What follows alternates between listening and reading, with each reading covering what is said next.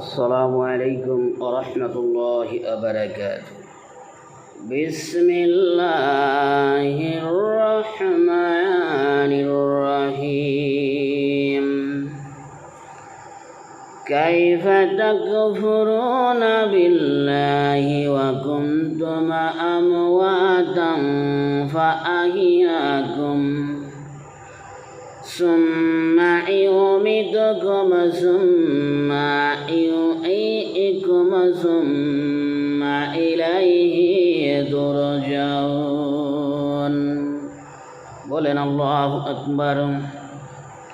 কিরূপে তোমরা আল্লাহকে অস্বীকার করো অথচ তোমরা ছিলে মৃত, তিনি তোমাদেরকে প্রাণ দিয়েছেন, আবার তিনি তোমাদের মৃত্যু ঘটাবেন এবং পুনরায় জীবিত করবেন, তোমাদের তারই দিকে তোমাদেরকে ফিরে যাইতে হবে। মহান রব্বুল আলামিন বলতেছেন সূরা বাকারা 28 নম্বর আয়াতে যে কিরূপে তোমরা আমাকে অস্বীকার করবে, তোমরা তো ছিলে মৃত। এখানে একটা বিষয় দেখেন যে কিরূপে তোমরা আমাকে অস্বীকার করবে, তোমরা ছিলে মৃত, আমরা কি ছিলাম? তুচ্ছ পানির নির্যাস থেকে আমাদেরকে তৈরি করা হয়েছে। কোরআনের কথা বলা হয়েছে সুলালা থেকে, আমরা ছিলাম নিষ্প্রাণ।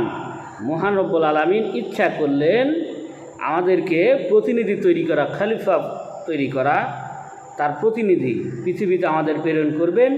আমরা সেই তুচ্ছ মাটির নির্যাস থেকে মহান রব্বুল আলামিন আমাদেরকে, এই জন্য বলতে কীরূপে তোমরা আমাকে অস্বীকার করবে, অথচ তোমাদের কোনো প্রাণী ছিল না, কিছু ছিল না। তোমরা আজকে যে দেহ দেখতেছেন কী ছিলাম? তুচ্ছ একটা পোড়া ঠনটনের শুষ্ক। আদম আলাইহিস সালামের সৃষ্টি রহস্য, পৃথিবীর বিভিন্ন প্রান্ত থেকে মাটি নিয়ে শুকনো ঠনঠনে কাদা মাটি থেকে মানুষ সৃষ্টির সূচনা করে মহান রব্বুল আলামিন।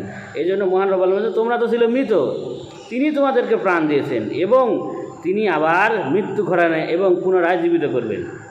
এখানে দেখেন মানুষের এই দেহে এই যে পাঁজরের নিচে একটা হাড় আছে, এটা হচ্ছে মূল হাড়। মানুষের মৃত্যু হওয়ার পর কবরে লাশগুলো যখন পচে গলে যাবে, কিয়ামতের দিন মহান রব্বুল আলামিন ওই একটা হাড়ের নির্দেশনা থেকে মানুষকে মহান রব্বুল আলামিন পুনরায় আবার তৈরি করবেন।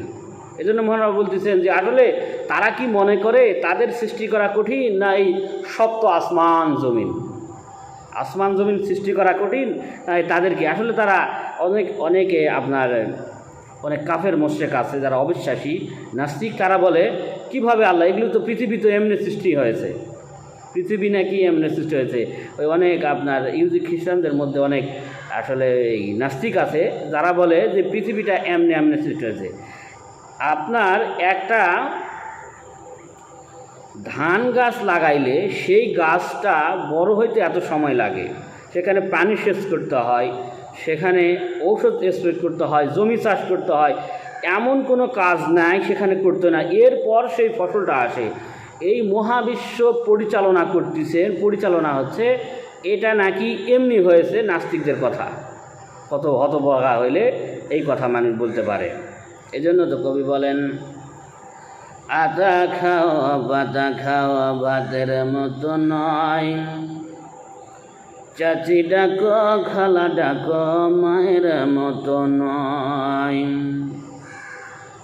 আপনি দুনিয়াতে জারি তাবেদারি করেন, এখানে শেষের আয়াতে বলা হয়েছে যে তোমাদেরকে তারই দিকে ফিরতে হবে, মানে আমাদেরকে সেই মহান আল্লাহর কাজ। আপনি দুনিয়াতে যে কর্মই করেন, এই কর্মের প্রতিফল হিসাবে আপনি যেই জায়গার অধিকারী আপনাকে সেখানে যেতে হবে। আর আপনি যতই শয়তানের তাবেদারি করেন, ওই মহান আল্লাহর কাছে আপনাকে যাইতে হবে। আপনার আপন বলতে কেউ নেই। আপনি পৃথিবীতে যাদেরকে আপন মনে করতে, মৃত্যুর পর আর আপন পাবেন না। আজ আপনি মৃত্যু হওয়ার আগেই আপনার সংসার আপনি মরে যায় দেখেন, মানে অসুস্থ হয় দেখেন, 1 মাস 2 মাস 3 মাস 6 মাস আপনার সাথে কি আচরণ হয় এখানে। কিন্তু আল্লাহ রাব্বুল আলামিন তার এত নাফরমানির মধ্যেও আল্লাহ রাব্বুল আলামিন আপনাকে ভালো রেখেছেন, সুস্থ রেখেছেন, তার নিয়ামত খাওয়াচ্ছেন তার রহমতের মধ্যে। আল্লাহ রাব্বুল আলামিন তোমাদের যদি নাই ভালো লাগে, মানে আমার ইবাদত করতে ইচ্ছে না হয়, তোমরা আমার সার্বভৌমত্ব থেকে বেরিয়ে যাও।